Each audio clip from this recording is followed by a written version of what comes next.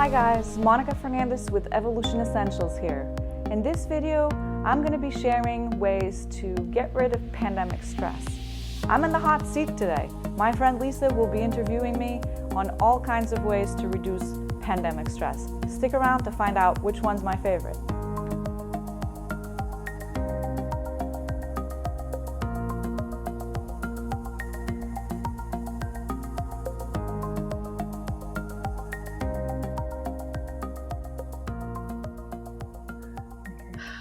Hi, Monica.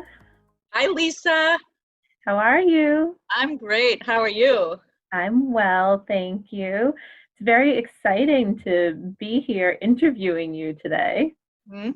We have a little role reversal happening here for your channel. I think it's important for people to hear from the host of this series.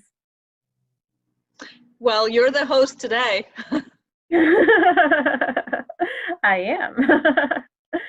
So just so if anybody doesn't know, my name's Lisa, and my dear friend Monica and I are going to chat today for her series about how to deal with stress and crisis, which has been an awesome endeavor that she has pursued, and I'm so proud of her. And Monica and I have been friends for almost, what did you say the other day, like almost 30 years?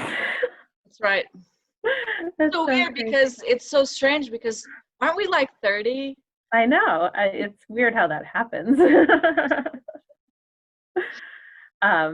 But just so people know, like I am a mom of 3. I homeschool. I'm a dental hygienist, and I have a coaching business that's kind of in the process right now of having some more developments, and that's a coaching business for moms. It's called Thriving Moms. So I'm excited about that.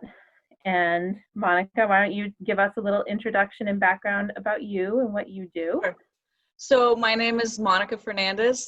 I have a business called Evolution Essentials, and I have been helping women with leading a holistic and wellness lifestyle with the help of some tools and some techniques, energy medicine techniques, essential oils, so nature's help, and some other techniques to have less stress and better health and more balance in their lives. My motto is I want you to love yourself first, and that's been my motto for a long time.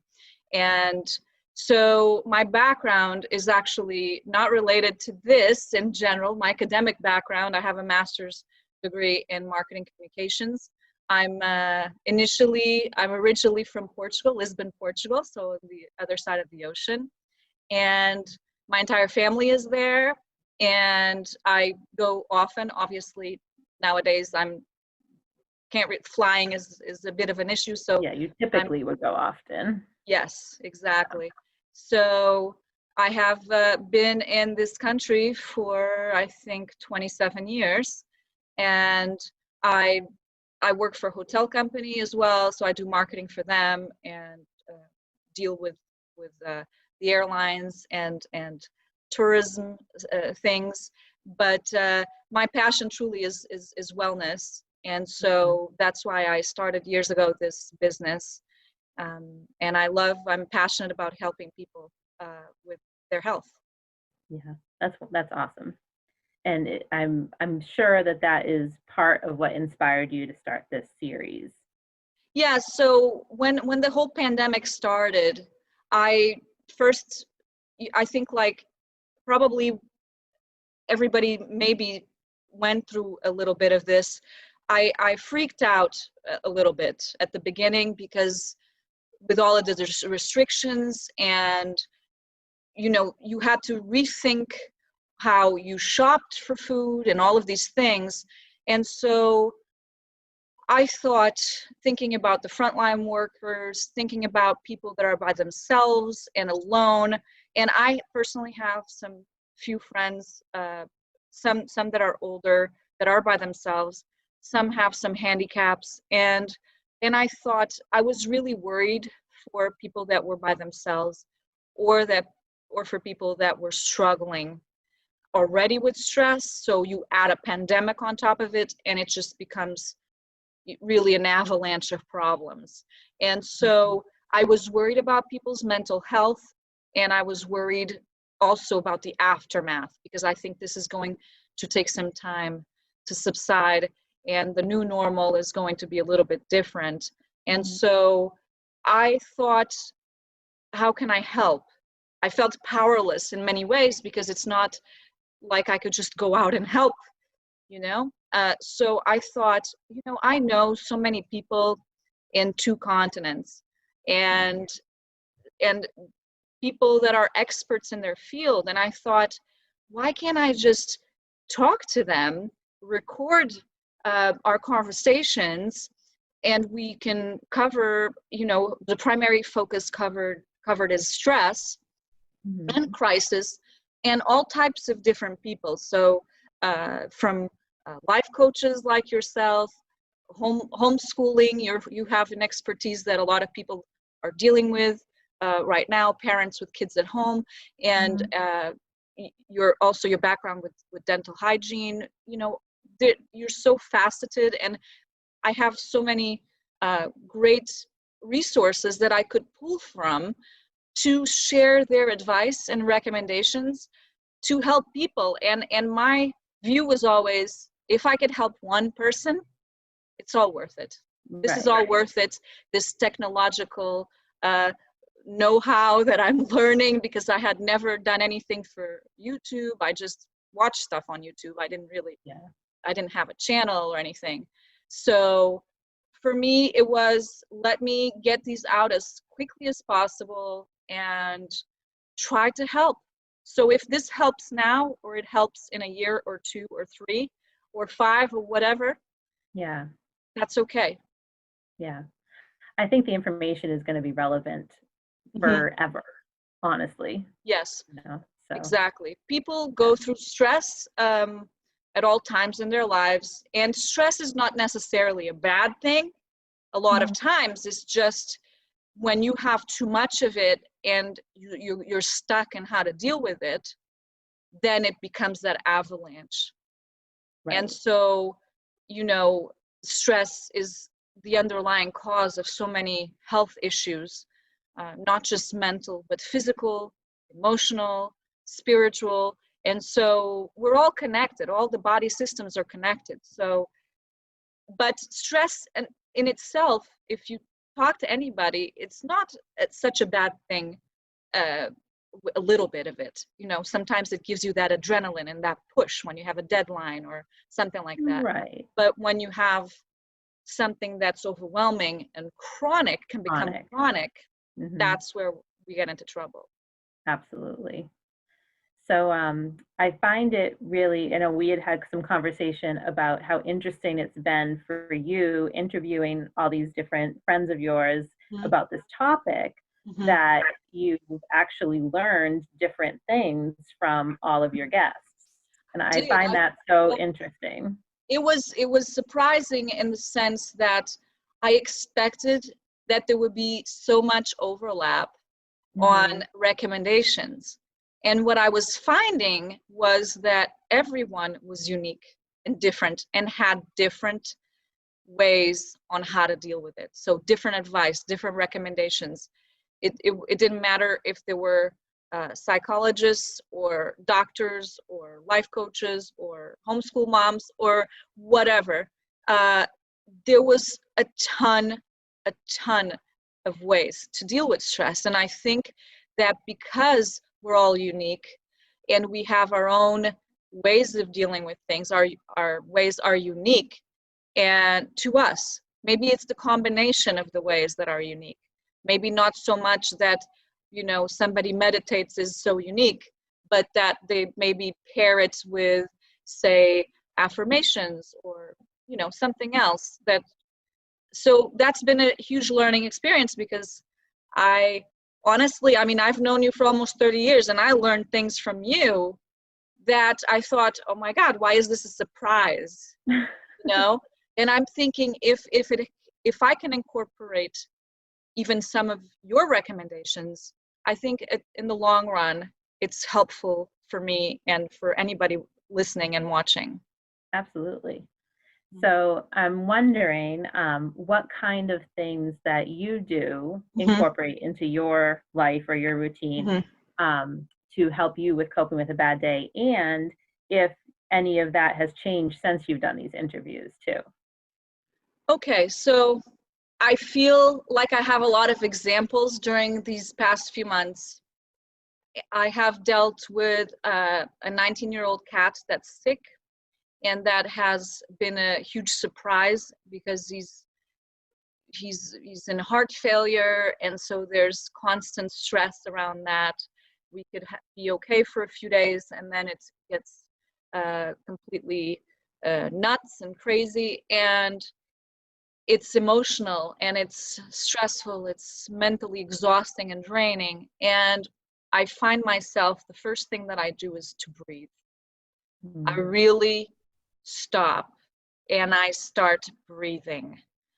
I feel like breathing is the first step to sort of calm myself down.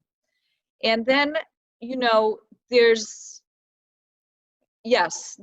a ton of different things that I've done that I was already doing, but I think I developed some new routines. One of the new routines that I was that I sort of morphed into a new routine was walking. So I was walking, I had a walking buddy, and I was incorporating that into my life just for my physical health. And of course, with all of this, that had to stop. And so I thought to myself, you know, I'm really enjoying this, the habit of moving, and I really need to keep that up. So I have this special time in the morning. So before I even have breakfast or anything, I don't even have a full cup of coffee anymore. I drink water, and I put my workout clothes, I put my earbuds, and I just go out in the neighborhood, and I walk around, and I walk for at least half an hour. And I'm usually listening to podcasts, and so it's not, and I'm listening to what's going on also around me. There's not a ton of people walking in my neighborhood, luckily, I guess, for me. So I don't take a mask because I don't usually encounter anyone. But so it's been a really great me time that I've started off with the day that I wasn't doing that before. You know, so that's been a good routine that I've incorporated for sure. It's a really positive change for sure. In what other ways has the pandemic affected you? So I think that you know, when I realized what was happening, and I know how people get desperate, and I saw the whole toilet paper thing happening, I basically was thinking, I need to make sure I'll have to cut that off. So I need to make sure that I have food in my house, and I didn't want to hoard. So I ended up researching online on how to be able to have food delivered to me that would not inconvenience anybody. So I set up butcher box, you know, where I was getting my meats and my chicken and all that, and then you know, grass-fed stuff. And then I set up the Wild Alaskan Company for the fish, and Misfits for organic fruits and vegetables. So I knew that because I got in right away, I just created that lack of not having a supply, or not having desperation. Oh my God, what am I going to do? I'm out of onions or whatever. So it's to me a system set up. Yes, a system set up so that I could, you know, provide for our family in terms of food, and because I've always made choices of organic, the organic kind and all that. So I needed to make sure that I still got those things, but that I wouldn't have to get out and expose myself or anything like that. That was very quick thinking for sure. Yes, so that's definitely one thing that I did right away that I'm glad I did. That's good. How have you been maintaining connection through this, besides the video series, which is obviously a Yes. really great form of connection? So my close friends like you, I think that we do talk, we FaceTime, I think more than we call each other on the phone, I think. Just Oh yeah, because I definitely. feel like that visual is helpful. And so I'm doing that. I find myself doing that more. I think technology here is our friend, and we need to take advantage of it in connecting. And I do find myself connecting more and more often, and probably with some people that I haven't talked to in a long time. It just has been that way. And definitely checking more on the people that are by themselves. And those people, a lot of times I just call on the phone. But just because they're older and everything. In terms of connecting with others, I've always connected through visual like this, usually FaceTime, not Zoom, but FaceTime with my family in Portugal. So it's a daily habit for me. So Right, I very know that familiar. after their dinner, we're 5 hours apart, so they're 5 hours ahead.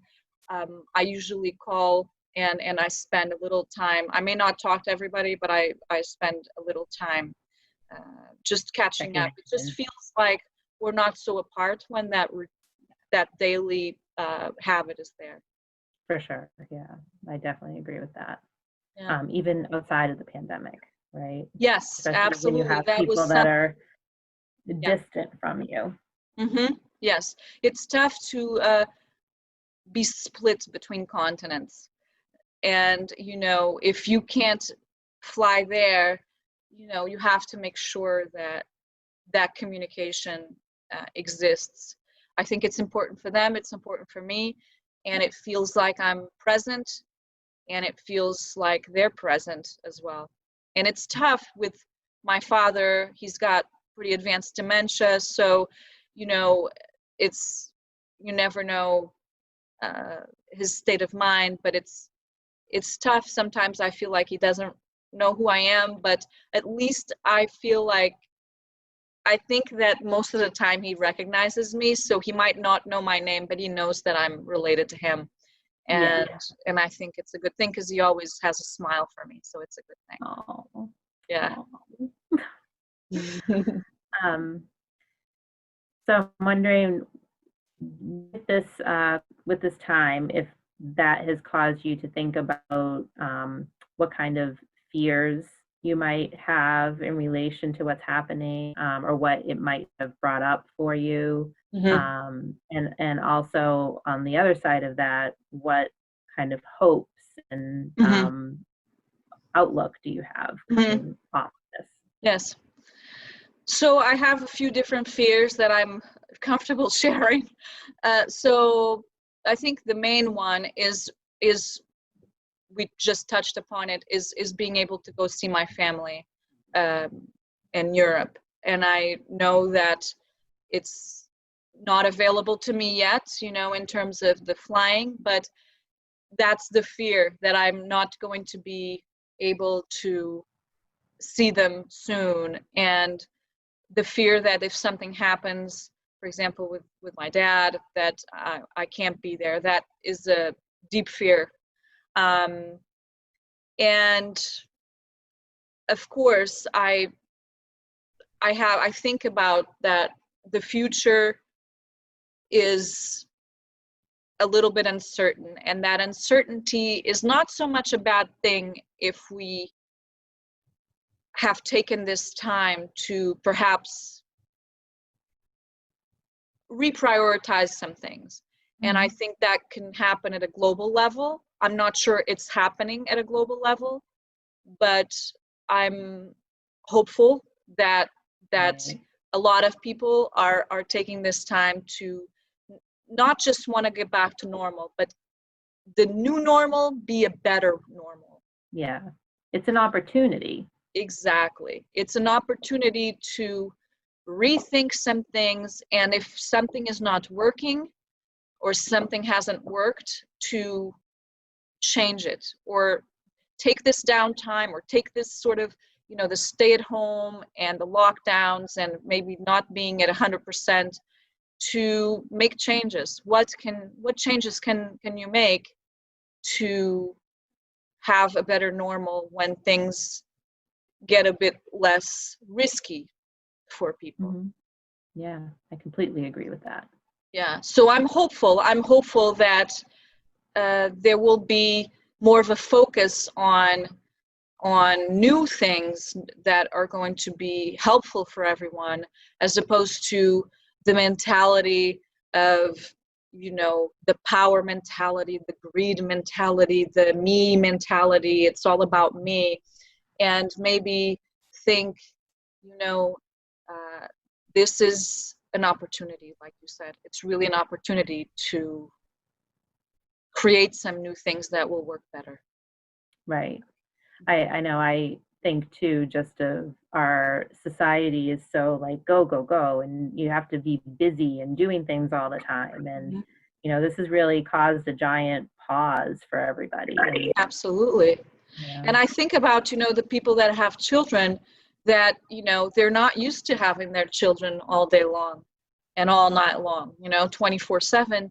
And I feel like some people are having trouble with it, like, parents that are having trouble with it, but other people are really loving that opportunity, because that's giving them the time. It's like, I'm not saying it's vacation time, but it's giving them time. It's giving them the time, the presence to get closer. Yeah, to Reconnect and forge those relationships and make them even more solid. Yeah. So I'm wondering, one of the antidotes, I think, to feeling stress is, to laugh and think of something positive and happy. So what makes you laugh? What makes me laugh? So I'll tell you very specifically who makes me laugh. That was probably the best way. So my partner in life makes me laugh, because I found that at these times we're actually laughing more. And I'm not sure, because we want to make things lighter, so we laugh more. And I'm not saying that we make fun of each other, but we joke a lot more, I find. And of course, we don't have kids, so definitely our cats are our kids, and they make us laugh with silly things that they do, even if they're not, even when they're not the one that's sick. He's got some funny things. He has this very close relationship with this little stuffed doggy. We call him Doggy.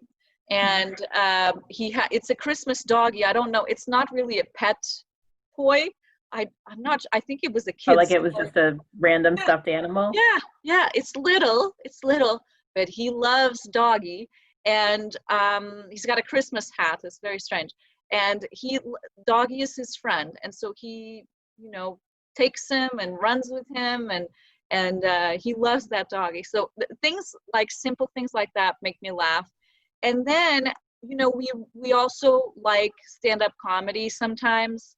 So we'll go on Netflix, and even though we've watched a few times the same stuff, we gravitate towards Sebastian Maniscalco, who is what? Sebastian Maniscalco is a stand-up comedian of Italian ancestry, and he is hilarious. We found him a few years ago, and we just laugh and laugh, even if we have seen it. Like if it's been a while that we haven't seen it, we see it again and we just laugh, because it's just awesome. So if anybody needs laughter, go look him up, because he's amazing. I'll have to look him up. I've never heard of him before. He is hilarious. So I highly recommend it. That's awesome. You got to love those things that just make you laugh every time, that the humor holds, no matter when or how often. Exactly. They're timeless, like you said. It's timeless. Right. So I know we want to, keep these interviews to a certain length for them to be very digestible and give people an opportunity to to think about the things that we're talking about. So to wrap up, I was just wondering if you could give us your 5 tips on how to deal with stress and crisis. Sounds good. So I'll do that. So I thought about this, and my 5 tips are a bit connected. They're all connected. So tip number 1, really, I think, is limiting news, bad news. Limiting the news, because there are a lot of them are bad. And that goes along with limiting negative thoughts. So I feel like the news really, it just leads to negative thoughts. So limited negative self-talk. Are you watching too much TV? Are you suckered into social media with questionable news sources that feed the fear? Mm-hmm. Or are you choosing to watch or read things that empower and inspire you, that fuel your brain? So the pandemic is not under our control. Control really is a fleeting thing. We can't really control things outside of ourselves. So this avalanche of negative thinking really fuels stress and can become chronic stress and manifest anxious feelings, panic attacks, heart palpitations. So this brings me to tip number 2, which is nurturing. Just as you can nurture your mind with positive, funny, learning things, you can nurture your body. I know some people have a tendency to go to junk when they're stressed out. And because of all of the stay-at-home orders, people are feeling like they're in hibernation mode. And I've heard from a lot of people actually that they've gained weight. But since I pretty quickly relinquished control of outside things, I knew that I definitely could control what I put in my mouth and how I nurture my body. So to make sure that it has all the best nutrients possible. So I love cooking. I mentioned food before and getting all of that set up. And I rarely follow recipes, but occasionally I will definitely look something up. So make sure that you choose the best. That means the purest foods, whole foods, organic fruits and vegetables. I mentioned grass-fed, hormone-free, meds-free meats, sustainably raised wild-caught fish, and foundationally, some really good supplements. Because even if you're doing everything perfect, our food supplies have been messed with. They've been modified, and we need to make sure we're giving ourselves the best we can. Your body's worth it. It's a temple indeed. And of course, take good probiotics and enzymes and drink plenty of filtered, clean water throughout the day. I'll add a drop or 2 of lemon essential oil, wild orange, or grapefruit. That really curbs my appetite and any cravings that I may have. So that brings me to tip number 3. So I mentioned moving, and moving the body is good not only for your physical body and overall health, but it's essential for the mind. Moving your body is moving the mind. So I love my daily walks. I mentioned that. I'm nurturing my mind with educational podcasts, whether they're wellness oriented or personal development. I get inspired while I walk. The brain is working in the moving way, and I'm connecting with nature. So I'm also paying attention to the birds, the bunnies, the trees, the mangoes of my neighbors that I'm so jealous of. I'm swimming in my pool, and I'm noticing the butterflies, the birds too, or how my cat lifts his nose and smells the breeze. So don't you think too, just like how, you were talking about the news and the negative stuff, how that can kind of lead to a whole host of different things? I think the opposite is also, like I'm getting as I'm listening to you, like when you start just kind of feeding your mind, feeding your body, feeding your spirit with positive things, then you kind of get more of that too. Like you're noticing, all these like nice little things that are there and available and around you. Yes, absolutely. I think you're more aware when you are to full potential and doing everything that is good for you. So whether it's body, mind, emotions, spirit. So, but moving, like I said, you know, it's good for the mind, and it's lubricating the joints, it's exercising your muscles, it's releasing those feel good hormones, getting everything moving. So definitely that's important, because you are noticing everything around you. So tip number 4, connecting. So we mentioned this. I connect with, I'm asking you and I'm telling you, connect with your partner, your family, your friends, if you have pets, your kids, nature, fresh air. And I mentioned, you know, technology, as challenging as it can be our friend in these moments. I've been using Zoom a lot and FaceTime as well, more than usual. I'm connecting with myself. So this is the perfect time, we touched on this, to brew things and really fill up your love tank. That also means learning new things, pushing yourself out of the comfort zone, but on your terms. Yeah. So for me, writing connects me to my soul, my essence. So whether it starts as a stream of consciousness, you know, also known as journaling, a blog, like you're doing, a poem, a story, writing really fuels my soul. And in writing, I feel like I'm creating and I'm answering my muse within. So tip number 5, kind of to wrap everything, is balance. And I know this is a big term, but the universe is all about balance. Too much chaos does not work, and neither does too much order. Extremes are never a good thing. So you must strive for balance. And for that, I use what is at my fingertips: Reiki, practicing gratitude, and enhancing anything that I am doing with essential oils. They support my immune system, my overall health, my mood, my emotions, my brain, and 90% of anything that happens to a human being at any given moment, you can solve with essential oils. So they protect me from environmental threats and make me stronger and supported. And I use them to pretty much make anything, whether it's a soap or all-purpose cleaner. I also don't have to go out for that. I create makeup setting sprays, and I clean the air in my space by diffusing them.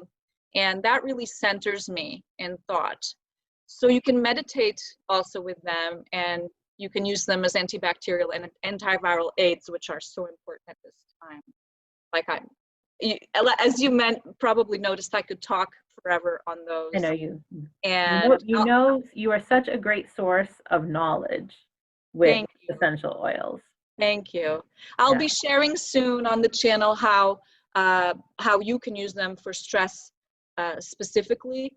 So, stay tuned. And you're going to have the information attached to this as well. People can reach out. I will. Yes. So I'll share, which essential oils I use, and specifically I will tackle,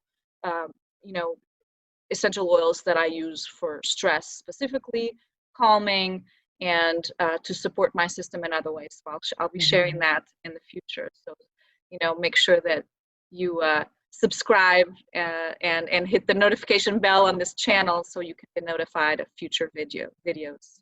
Definitely. That's something to look forward to for sure. Even though I've been using them for quite a while now too, I still feel like there's just so much to learn. It's a constant learning. Yes. That's awesome. Wow. Well, I just love you so much, and I love hearing your tips and your advice, and I am confident that there are going to be multiple people who get benefit from listening to that as well. Well, thank you so much. I love you too, my dear friend. Thank you so much for being the host today and interviewing me for a change. It was fun. Yes, it was. It was fun. It's it's just natural with us, Absolutely. Really Absolutely. Well, thank you very much. Thank you. Bye now. Thanks for watching. Don't forget to subscribe and share with your friends. See you next time.